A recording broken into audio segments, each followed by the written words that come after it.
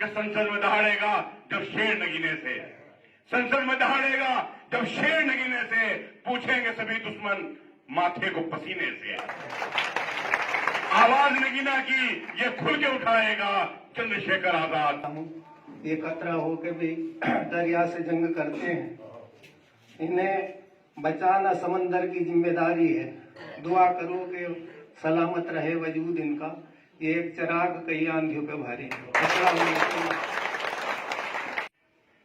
इस खूबसूरत प्रोग्राम के काबिल एहतराम सदर साहब, स्टेज पर मौजूद हमारे नेता, मजलूम और गरीब की आवाज, सबके लिए संघर्ष करने वाले, एक आखिरी उम्मीद, एक आखिरी दिया, आदि जनाब इज्जत-माब चंद्रशेखर आजाद साहब, और स्टेज पर मौजूद तमाम बुजुर्ग, मेरे सामने बैठे हुए हमारी माएं, बहनें और नौजवान साथियों, अपनी बात इन इशार के साथ शुरू करता हूं और मुझे ज्यादा नहीं बोलना, मुश्किल से 3-4 मिनट में अपनी बात खत्म करूंगा, क्योंकि हमें हमारे नेता को सुनना है। क्या आपको मसरत मिली, दस्तार तक रखा गया और हमें बस रौनके दरबार तक रखा गया। आपको मसरत मिली, दस्तार तक रखा गया और हमें बस रौनके दरबार तक रखा गया। वोट पाकर मिल गया कोई यहां आला वजीर और किसी को दावते इफ्तार तक रखा गया। शेर मैंने इसलिए पढ़े, 4 मेरे मिसरे मैंने इसलिए कहे कि दोस्तों, इस मुल्क के आजाद होने के बाद 70 साल की तारीख उठाकर देखिए, 70 साल का इतिहास उठा करके देखिए। कोई दाढ़ी टोपी लगा करके आया, किसी ने कोई नारा दिया, किसी ने कोई नारा दिया और हमारा इस्तेसाल होता रहा, हमारा उत्पीड़न होता रहा, हम तमाम लोगों को वोट देते रहे। मैं तफसील में नहीं जाना चाहता। कोई हिंदुस्तान की पार्टी ऐसी नहीं है, सेकुलर पार्टी, जो अपने आप को कहती है कि जिसे मुसलमानों ने वोट ना दिया हो। लेकिन उन्हें बदले में क्या मिला? उन्हें बदले में मिली बेरोजगारी, उन्हें बदले में मिली नफरत, उन्हें बदले में मिला कि उनके लिए सारी आवाजें खामोश हो जाएं। मुझे याद है कि अभी एक कत्ल हुआ जुनैद और नासिर का, मुझे लगा कि इतना बड़ा कत्ल हो गया, हमारे 2 बच्चों को जिंदा जलाकर बेरहमी से मार दिया गया। तो हमारी सारी सेकुलर जो ताकतें अपने आप को कहती हैं, चाहे वो उत्तर प्रदेश में हो या उत्तर प्रदेश से बाहर हो, वो आवाज उठाएंगी, वो संसद को घेरने का काम करेगी, वो नासिर के साथ होंगी। लेकिन दोस्तों, तमाम लोग खामोश थे, सबके लफ्ज हिल गए। एक आवाज अगर उठी, वो आवाज थी चंद्रशेखर आजाद साहब की। और मेरे दोस्तों, मैं आपसे कहना चाहता हूं, ये बिजनौर और नगीना की सरजमीन है। इस सरजमीन ने बड़े बड़े नेता पैदा किए, बड़े बड़े शायर पैदा किए, बड़े बड़े क्रांतिकारी लोग पैदा किए, जंग आजादी की लड़ाई में अहम योगदान किया, और आज फिर संविधान को बचाने की लड़ाई है। अगर मुसलमान बंटवारे के अंदर यहां रुका था तो ना गांधी के कहने पर रुका था, ना नेहरू साहब के कहने पर रुका था, ना मौलाना अबुल कलाम आजाद साहब के कहने पर रुका था। वो अगर रुका था हिंदुस्तान के अंदर तो एक किताब को देखकर रुका था, और वो किताब थी अम्बेडकर साहब के हाथ में। उस किताब का नाम था भारत का संविधान। उसके अंदर लिखा था कि एक किताब तुम्हें आजादी देगी, तुम्हारे खानकाहों की हिफाजत की, तुम्हारी मस्जिदों की हिफाजत की, तुम्हें नमाज पढ़ने की आजादी इस किताब के अंदर लिखी हुई है। ये बाबा साहब ने किताब लिखी थी, वो संविधान थी। आज उसी संविधान को बचाने का वक्त है। अगर इस चुनाव के अंदर आपने अपना वोट खराब कर दिया और फिर दोबारा भारतीय जनता पार्टी आ गई, तो मेरे दोस्तों, वो संविधान नहीं बचेगा। आप अगला चुनाव नहीं देख पाओगे। और मैं तो कहना चाहता हूं, और प्रत्याशी भी चुनाव लड़ रहे हैं, मैं तफसील में नहीं जाना चाहता, तोड़ लेना। अगर उनके अंदर ये दम हो कि वो मोदी की आंख से आंख मिलाकर बात करने का उनके अंदर दम हो, तो वोट उन्हें दे देना, नहीं तो अपना वोट खराब मत करना है दोस्तों। ये इलेक्शन साफ हो चुका है। अभी कोई गठबंधन की बात कर रहा था, मैंने कहा हमारा गठबंधन तो जनता के साथ है। वोट हमारा, वोट हम डालेंगे, सर हमारे गिने जाएंगे, और सौदेबाजी लखनऊ और दिल्ली में बैठे हुए लोग करेंगे। ये नहीं हो सकता। वोट हमारा है, हमारा अधिकार है कि हमें किसे वोट देना है। और मेरे दोस्तों, सबको तकलीफ इस बात की है कि अगर चंद्रशेखर आजाद साहब यहां से सांसद बन गए, ये अगर संसद में चले गए, तो उसके बाद ये उत्तर प्रदेश के अगले मुख्यमंत्री होंगे। आपको बताना चाहता हूं, ये छोटी बात नहीं है। ये आप एक सांसद भी बना रहे हैं, आप एक मुख्यमंत्री भी बना रहे हैं, और जो संविधान के अंदर लिखा हुआ है, तो मेरे दोस्तों, ये रास्ता दिल्ली के प्रधानमंत्री की कुर्सी तक जाता है। तो इसलिए मैं कहता हूं, आपके ये एक वोट आप नहीं डालेंगे, आप केतली का बटन नहीं दबाएंगे, आप अपनी नस्लों का मुस्तकबिल संवारेंगे। अगर आपने गलती कर दी, ये सैकड़ों साल तक हमें नुकसान का सामना होगा। मेरे दोस्तों, मैं सिर्फ इतना ही कह सकता हूं। आखिर में मैंने गाना में भी लिखा था कि संसद में दहाड़ेगा जब शेर नगीने से, संसद में दहाड़ेगा जब शेर नगीने से, पूछेंगे सभी दुश्मन माथे को पसीने से। आवाज नगीना की ये खुल के उठाएगा, चंद्रशेखर आजाद अब संसद में जाएगा, संसद में जाएगा। हो जाते हैं हमारे, बाद में आते हैं, बाद ऐसा नेता होता आते ही नहीं लौट के, जो जीत गया जीत गया। मैं चंद्रशेखर के लिए एक शेर अर्ज कर रहा हूँ।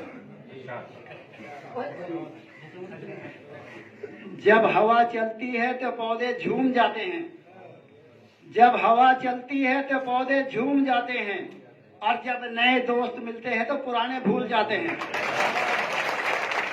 बहुत बहुत धन्यवाद कादिर साहब। अब मैं अपने बुजुर्ग मोहम्मद समाजवादी का ठाकरे मुसलमान है ना, अब बेटिया न एक का रहने वाला है, न एक का सहने वाला है, ना कोई उसे जानता है। कौन है? जज साहब। कोई कार्यकर्ता उस जज को जानता है? कोई कार्यकर्ता बता रहे उस जज को जानता है?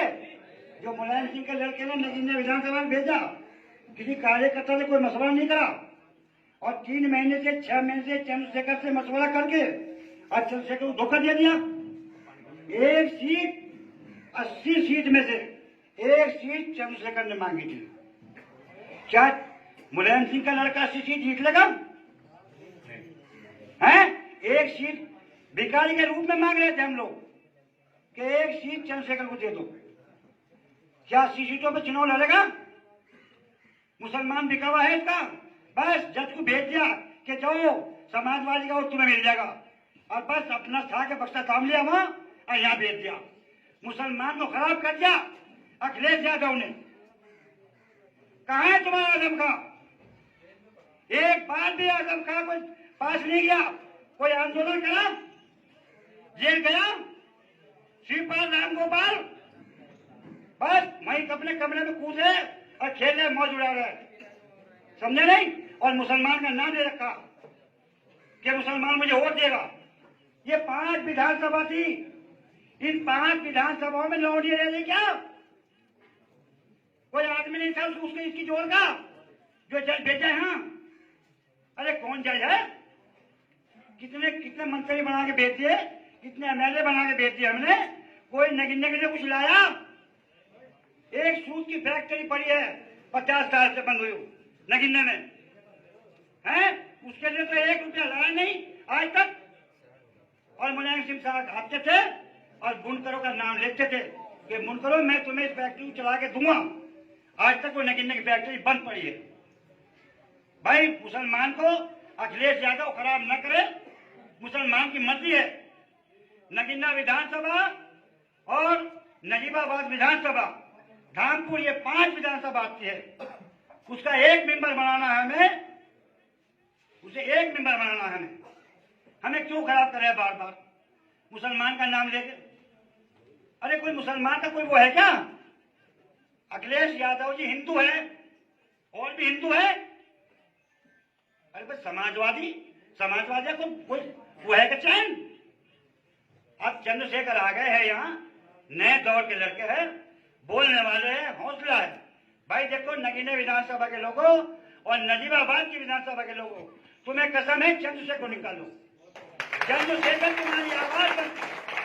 तुम्हारी आवाज बन के 70 साल से मैं मुलायम सिंह के जहन नुमा कर जा, 70 साल की उम्र हो गई। बताओ हमने कहीं मुलायम सिंह के सिवा कहीं वोट दिया आज तक? नहीं देते हम, मर्जी हमारी जोड़ का आदमी आ गया, संसद में बोलने वाला आ गया, आवाज को उठाने वाला आ गया, हर जगह जाता है। बताओ कहाँ नहीं गया चंद्रशेखर? गली गली पूछो पूछो, खलियानों से गुजर रहा है, रात दिन इसके पैर सूझ गए हैं। और वो जज भेज दिया, अरे वहीं बैठा बैठा और ले ले, दिखे वाला क्या जीतेगा आपके जज? हम भी यही हैं। मुलायम सिंह का लड़का जिता के दिखाए। हम जब जाने नगीना विधानसभा पे, मैं नाम से कह जाऊं, उस पर लगा दो नाक पे, करो। अरे कोई गिर भी है क्या हम हैं? 50 साल हो गए हमें, कोई लगता है नहीं। खून की मील से गोपालपुर तक सड़क जर्जर हो रही। पहले गेट से दूसरे गेट में क्या करनी चाहिए रात में हैं? बताओ, किसने कुछ करा है तक? चंद्रशेखर आ गया है, मेहनत कर लिया, जमीनी लड़ाई लड़ लिया है, गली कुच्चों में घूम लिया है, घर घर जा लिया है, भैया अपना दांत फैला के वोट मांग लिया। इंशाल्लाह कामयाब होगा, कामयाब होगा। आज खोलो, मुसलमानों बदल दो, विधानसभा के लोगों बदल दो। तुम्हें हाँ इंशाल्लाह बदलेगा, इंशाल्लाह अल्लाह चाहो। हाँ?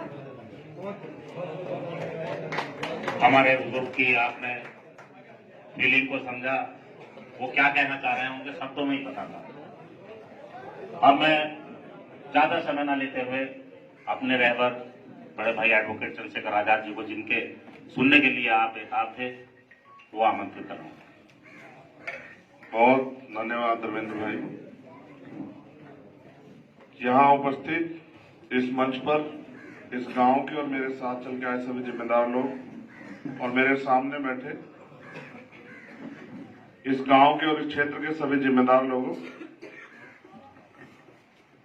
जैसा भी हूं आपके सामने हूं। 4 बार माफी मांग लूंगा, लेकिन जब मैं गलत नहीं हूं तो फिर मैं ऊपर वाले डर कह रहा हूं, फिर मुझे कोई रोक नहीं सकता है। मैं अपने किरदार में शामिल किया है। मैं यहाँ आया, मैंने आप सबको सुना, आपका दिल इस बात की गवाही दे रहा है कि यहाँ क्या चल रहा है। मैं यहाँ की नहीं कह रहा हूँ, आप अपने आप बताओ। 10 दिन पहले दिल्ली में कुछ हुआ, सजदा कर रहे, नमाज पढ़ रहे भाइयों को लात मारी गई। वो लात नहीं थी, वो एक आईना था आने वाले कल का, कि जिस तरह से भाजपा के लोग कह रहे हैं कि संविधान बदल देंगे, अगर ये संविधान नहीं रहेगा तो हमारी धार्मिक सामाजिक आजादी भी चली जाए। तो जब वो संविधान को बदलने के लिए लड़ रहे हैं तो हमें भी संविधान को बचाने के लिए लड़ना था। मैं किसी को गलत नहीं कहता, उन्होंने जो किया बहुत